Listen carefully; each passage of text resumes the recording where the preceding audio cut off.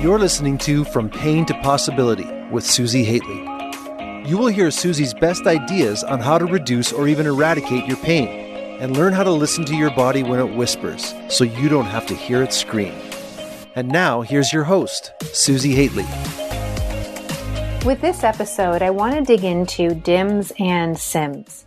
DIMS and SIMS is a concept from the work of David Butler and Lorimer Moseley from the NOI Institute. It's a remarkable concept for understanding pain and other symptoms and even our emotional responses, but also for our emotional responses to pain. The idea here is that how we interpret pain resides in our brain. DIMS is danger in me. SIMS is safety in me.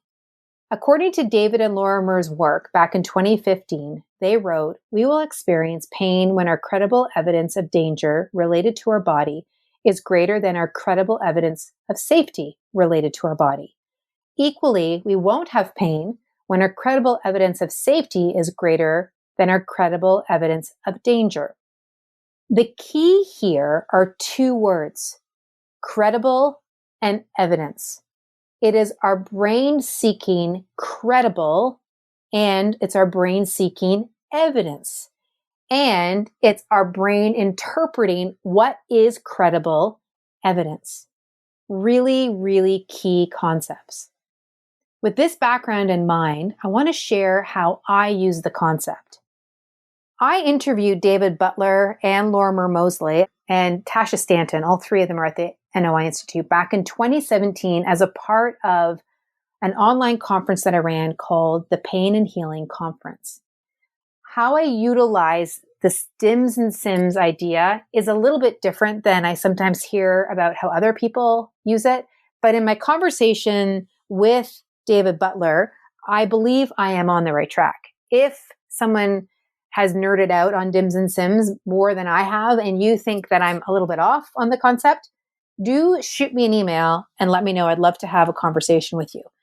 But the reason I'm sharing this with you today is because I have found it to be so remarkable in the growth of both my professional trainees as well as my clients. And of course, when I see that as being growth, it's also that their pain symptoms and so many other emotional responses to things have improved. So here's how I utilize it. My focus when working with my clients and my trainees is to help them see their body and their whole experience as a sim, even when it's difficult. Because the reality is that in most recovery and healing processes, there will be some awkwardness, some uneasiness, and also some discomfort. The way that I provide this opportunity to view their experience as a sim is to work with their body directly and then to acknowledge directly what they did. The key word is what they did. So when I work with people who have persistent symptoms, so whether it's pain or strain, autoimmune flares, even headaches and migraines, and maybe a correlated pattern of anxiety and or depression, there are also compensatory patterns present. When I can help my clients improve their movements, improve their breathing, and their ability to be quiet and still, i.e., I'm reducing their compensatory patterns, then they feel better and they gain objective evidence for what they are subjectively feeling and how their body movements, their breathing, and their ability to be still or quiet is contributing to this. This is what sets the foundation for them seeing themselves and the process of recovery as a sim, because they just did something to themselves that improved their situation. And my validating them by telling them that their system, their whole mind-body system has just proven this to be true, means that they can have this. The fact that their symptoms reduced exists because it exists. And the fact that this new state of less pain, less strain, less symptoms means that this new state can persist. And when that happens, their brain then registers this as safe and as a sim most of the time. Now, what I do next is equally as important. And what I mean by equally as important, I mean equally as important as the process of supporting them in uncovering their compensation patterns and reducing their compensation patterns. I also tell them that their symptoms are going to come back. Now, when I do this, they often look at me like a dog sometimes looks at their owner. They kind of turn their head. They look at me with a bit of disbelief. I add for them that this is a new pattern, and new patterns can take a bit of time to get grooved or entrenched.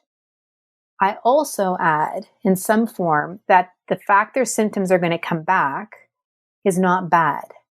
In fact, it's them messengers of their symptoms that are coming back. And so by my being able to share that it's not a bad thing, that it's actually their system talking to them, then there's a message in the process. It's not something to be feared. So then the opportunity then turns what they may have seen previously as a dim or a danger into a sim, or at least much less of a dim. I'm supporting them in recognizing that their symptoms are messengers. Their symptoms are communication strategies. That their symptoms are guiding towards doing something positive for themselves. Now, here's where it becomes really interesting. It's not uncommon for me to work with people who have a belief that their body is breaking down on them, or at least that they have a fear that their body is breaking down on them. But now that we've gone through a process where their symptoms have reduced and that they're feeling better, that they've experienced a new state, and then I've acknowledged that this new state can exist because it in fact does exist, and because it exists, it can persist, they now can see this as, maybe there's a new opportunity for their body. There's also this belief that their body is breaking down on them. So these two can actually coexist. And why this is important is because I'm not actually telling them that whatever they think about their body is right or wrong. Number one, it's because it's not where my skill set lies, but I actually fundamentally don't believe I need to go there and change it, or even ask them to change it. Because I have found that in the history of my working with people, that the belief doesn't have to change in order for change to happen. I've seen too many people get well, and it had nothing to do with the belief changing ahead of time. What was important was meeting them where they were at and recognizing that they did have that belief or the fear of that belief. And that when I simply say to them, yes, your symptoms have dropped. The fact that this new state exists means that it can exist. And the fact that it exists means that it can persist. Oh, and yes, in the process of this new pattern, regrouping, the likelihood of your symptoms coming back is pretty likely. But I can be very freeing about it because it's true. And all I'm asking them to do is feel it. And then in this sort of way that I'm sharing it with you, it's not really a big deal in a way is what I'm offering up to them. And a lot of times when I work with people in this way, I can see them palpably relax. I can see the tone of their skin begin to change, that their breath starts to settle, because they truly start to see their symptoms as messengers, so that when those symptoms do arrive, then they can let me know about how they arrived and what they did when they were there. See, two things are happening when I do this. First of all, I've helped them notice how their body has settled out as their compensatory patterns settled out. Their body feels better. They now have credible evidence of this being so. And I haven't questioned them having a belief of their body breaking down. So nowhere in this process have I deemed anything that they do as wrong. I've simply introduced new ways of considering their body. And in my act of teaching and their act of experiencing what it is that I'm teaching, their body has shifted. Their brain has seen credible evidence of what is possible. Now they have the choice. And pretty much most of the time, people being able to see what's possible, them seeing the credible evidence that is contributing to them feeling better, that's where they tend to follow. One thing I want to make mention of that I think is very significant is that I'm explaining all of this to you about what's happening. But most of the time, I would say 99% of the time, I don't even go into this level of explanation with my clients because I am in the doing of it with them. I'm actually showing them their compensatory patterns, their breathing patterns, their ability to be still or not be still. I'm actually teaching them about noticing their symptoms as messengers, so that if or when they come back, and then we're getting to the explanation of, oh, so this is what contributed to them coming back, and this is what you did for them to settle out, and helping them connect the dots of what they're experiencing, right? We're just in it. Like, we're on the field doing it, as opposed to me explaining intellectually what's going to happen. Because intellectually talking about it isn't actually changing anything up. I'm just explaining it to you into the context of this podcast so that you can understand how this process works by playing around with this from a body perspective. It becomes really powerful because it enables a professional to work with anybody, no matter what their belief is. Because in many ways, it's not going in there and saying you must change your belief. Instead, it's providing a novel experience.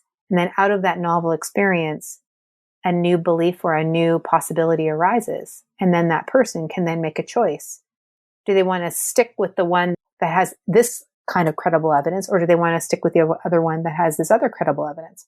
And then they then make the choice. So it's all in their hands. I want to give a couple of examples of this. So we have the quadrata sumborum, and a lot of people who I see have quadrata sumborum issues. I'll use QL as the short form to that. So a lot of people with QL issues that are persistent pain, a lot of them will do things like core stability and stretching out their QL, and they'll get some short-term relief.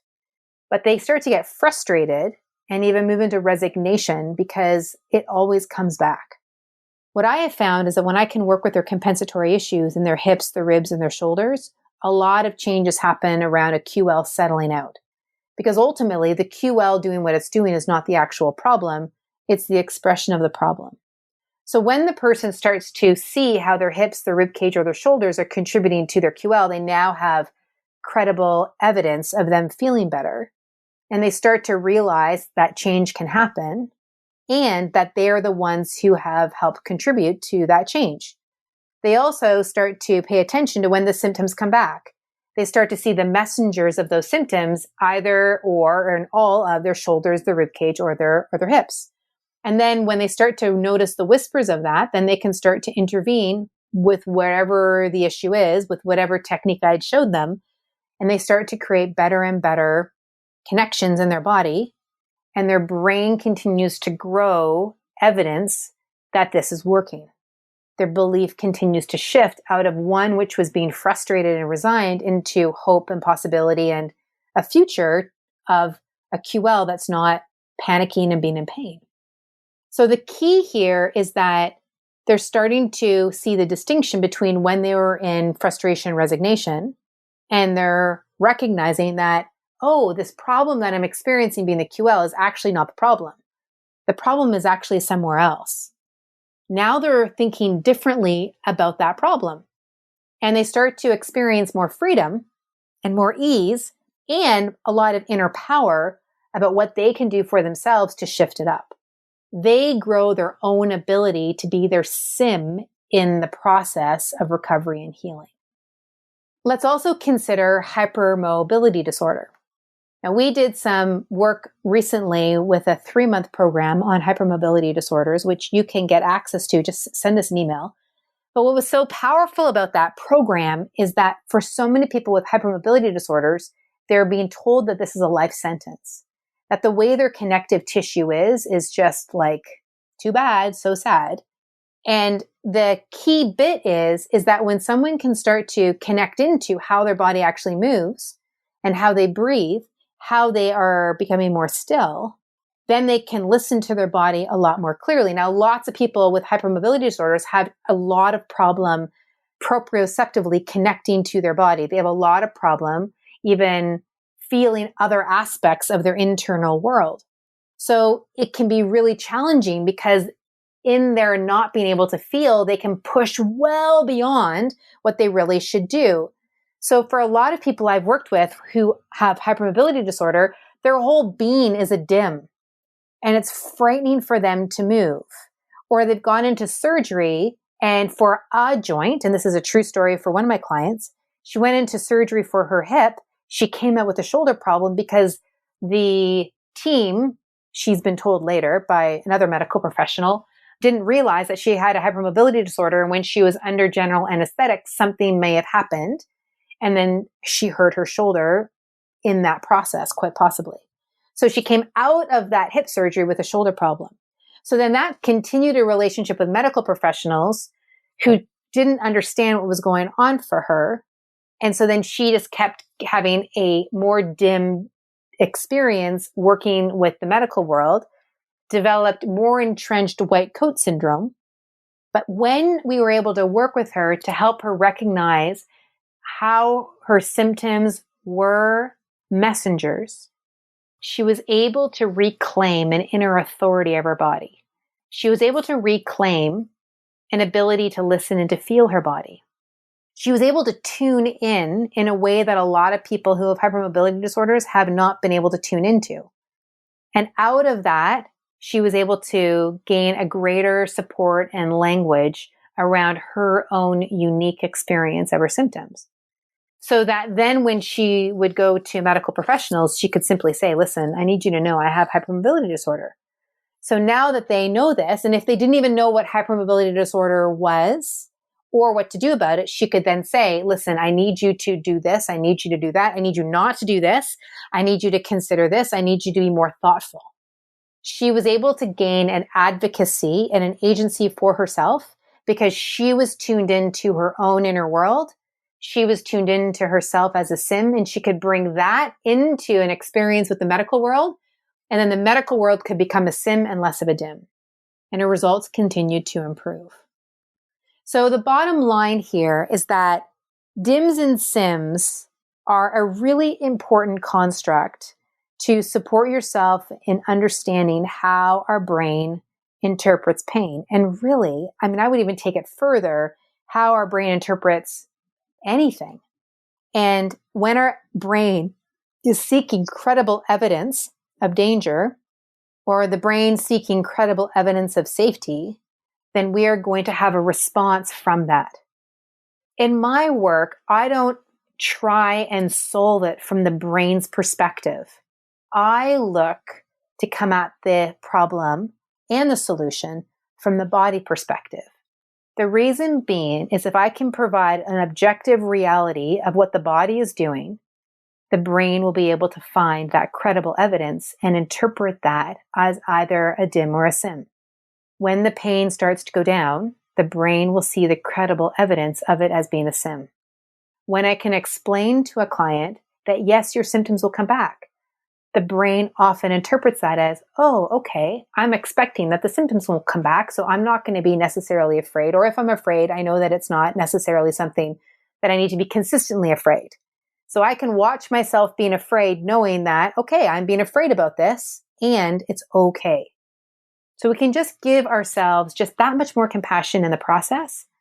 And that can help the process move along at such a great, consistent clip that people start to experience more sustainable, more progressive, and more persistent states of goodness and of feeling good and of healing and of revealing what's really possible for themselves as a human with the body, with the brain, and with the system that they have. With this, I have two opportunities for you. If you've really resonated with this, you are really going to love Healing and Revealing Human Potential. And you can access it from www.functionalsynergy.com/synergy. And if you're a health professional or a yoga professional and you really want to grow your capacity and ability to work with clients in a therapeutic way, work with your own self in a therapeutic way as part of the growth into working with your clients, and just really, really tap into the uniqueness of the healer that you are. You're someone who innately knows that you're a little bit different. You've got a strong intuitive capacity. You've also got a strong logical problem-solving capacity. And you want to bring those two together to help another person heal. And you will love, love, love, love the challenge of the Functional Synergy Yoga Therapy Certification Program. What I encourage you to do is to send us an email at health@functionalsynergy.com. Let us know that you heard about it here on this podcast. and let's have a chat, because I would love to help hone your talent, hone your creativity to become the very, very, very best yoga therapist that you can be. So send us a note, health@functionalsynergy.com. Have a great time exploring.